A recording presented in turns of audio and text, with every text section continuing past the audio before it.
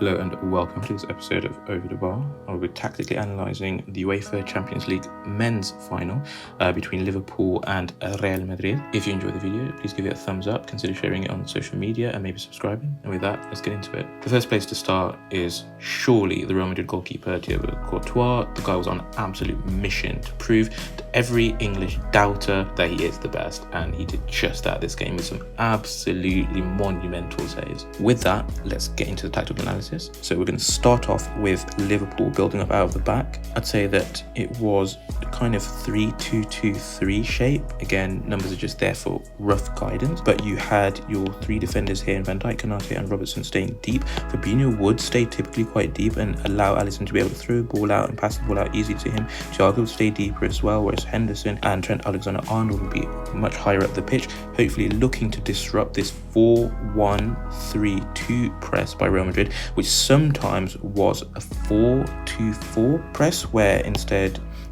you'd have Modric higher, you'd have Valverde and Vinicius Jr., the 2-1 midfielders higher, you'd have Kroos and Casemiro sitting, or maybe you'd have it the other way around with Modric and Kroos swapping. But the 4-4-2 press wasn't very good against Trent Alexander-Arnold, who was in this little pocket, and with him being in there versus that 4-4-2, it was just too easy to get the ball into him, and then he was able to play balls to these really rapid strikers. Okay, so next, just slightly touching on Diaz's position, as well as also how Real Madrid were looking to try and counter. He's just shown an absolutely electric pace and energy on that left-hand side, but Real Madrid looked to counter that by having Valverde drop to almost a right wing-back position, one, to try and stop Robertson being an outlet if he chose to overlap, which he didn't initially in this game. Not until the very later stages of the game, when Liverpool really had to throw a kitchen sink at Real Madrid, did Robertson start to also venture forward and try and get into those overlapping positions. But earlier on, Valverde, one, stops that, but then also two, it allows Carvajal and Valverde to be able to double up against Diaz and really snuff out his dynamism. Where Valverde didn't come across and help out Carvajal, then Casemiro sometimes did that.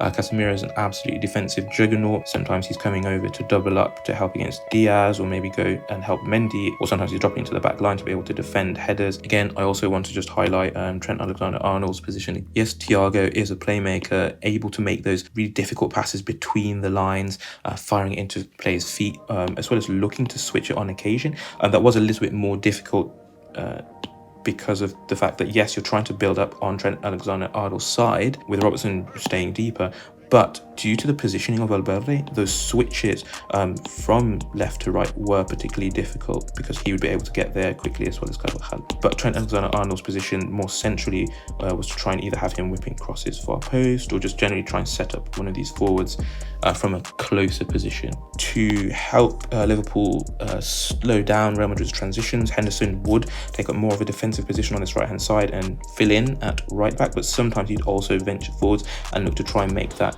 characteristic Henderson run in this right half space. And lastly, moving on to Real Madrid's deep build-up, they typically attacked through counterattacks or dynamism, not really able to hold sustained possession that well in Liverpool's half. They were looking to be more dynamic from deeper positions. So in this case, we've got this kind of 4-2-2-2, where, or 4-2-1-3, but Benzema would drop a little bit deeper. He's not really looking to try and run in behind against Van Dijk or Konate. Both of these two were exceptional, one, at getting back to cover if there was a long ball that would be played into that space behind them, but also they were just really great at deflecting any aerial balls as well, which Courtois was likely to do. He was constantly firing balls out into Valverde, as well as also into Vinicius Jr. It seems like this is what I'm going to be doing all video, but again, Trent Alexander-Arnold's positioning is a little bit higher than the left back Robertson's positioning, where Trent Alexander-Arnold is looking to play a little bit higher on this right hand side and looking to try and press towards Mendy on the left for Real Madrid in this kind of like 3-2-2-3 shape that Liverpool were using in their build-up. Courtois can pass it short to one of the centre-backs, with Kroos sometimes looking to try and drop as much as he can, either side or between them. And on occasion, you'd also have Modric and Casemiro swap. Modric being in this little half space allowed Real Madrid to be able to potentially play into him if they were able to get the ball out into the fullback, and then the fullback would look to try and get up, typically on just one side rather than both sides. And with that, let's have a look at some examples. Okay, so here we're having a look at Real Madrid building building up out of the back. We've got that shape that we mentioned during the tactics section, but Courtois chooses to play it long. As we mentioned, he's looking to play those diagonals towards those wide midfielders, Valverde or Vinicius. From there, Real Madrid look to try and press Liverpool. As I mentioned, Liverpool were really good at winning those aerial balls. In this occasion, it was because Valverde just gave them the ball, but typically they won those aerial duels. And just as mentioned in the tactics section, Fabinho was typically available to receive those short passes, whether it was from the goalkeeper directly or his centre-backs. And just as I mentioned earlier as well, Trent Alexander-Arnold as well as Henderson are much higher up the pitch, looking to be beyond the Real Madrid press so that Liverpool can drive dynamically at the Real Madrid back line and force them to retreat. I thought this was a good scenario as well to have a look at, where you've got Henderson being involved in attack, doing the typical Henderson run into that right half space, trying to take advantage of Ferland Mendy, who's come across to try and defend against Salah. So you've got Trent high up the pitch. He's going to be looking to operate in this space, looking to try and whip balls in towards the back post for Diaz or Mane to contest. Another person to consider here is Vinicius Jr. He didn't always track back quite as diligently as this. Sometimes he would stay a little bit higher just to try and kind of gamble on the fact that Trent Alexander-Arnold was quite as high as he was. Okay, so here we have another example of Thibaut Courtois, again hitting those diagonals, looking to try and hit the wide midfielders. Liverpool's defence, very able to defend this, but again, I have to highlight Trent Alexander-Arnold's position, really deep central, basically in the centre midfield position, acting as the platform for Liverpool to be able to spring that attack once they get the ball back. At this point, you also have Firmino on. Firmino's role was more of like a CAM, so he would look to make distracting runs or try and sometimes run through the half space, or he would position himself just off the centre-back so that he could act as a backboard for Salah or Mane or one of the other strikers to be able to play the ball into him and have him, kind of redirect it for a 1-2, and you see that during this play.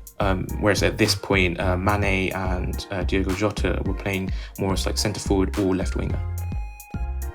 Just as mentioned, we've got Firmino here now acting as that backboard, and you've got two of your strikers, two of your wide forwards looking to come in and try and take advantage of his ability to pick a pass in these tight situations. And also just quick note of the space that he's created, that Firmino's created by being in this slightly deeper position.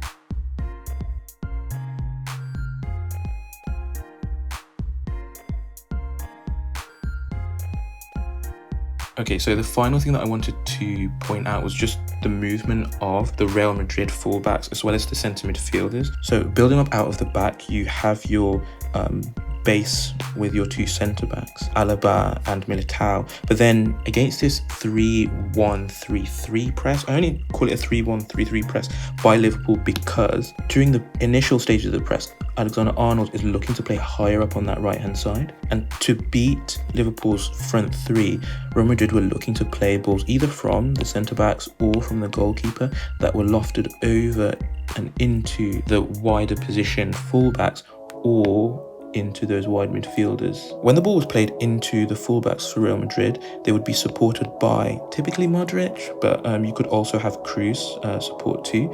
In this scenario, we see here Modric being the one looking to support. He would prefer to be higher, but in this occasion, he's kind of swapped slightly with Casemiro, who instead is the higher one. When Real Madrid sought to build up through their fullbacks like this, they're looking to try and exploit this space. So either side of Fabinho and Henderson and Thiago, there's a lot of space because Thiago and Henderson want to try and press typically more centrally, and then as the ball is played towards a wide area, they're looking to try and press into those spaces. But initially, there is space in those wide areas for Real Madrid to capitalise on. And with that, we've covered the key points. If you've enjoyed this video, please give it a thumbs up, consider sharing on social media, maybe subscribing. And with that, we're out.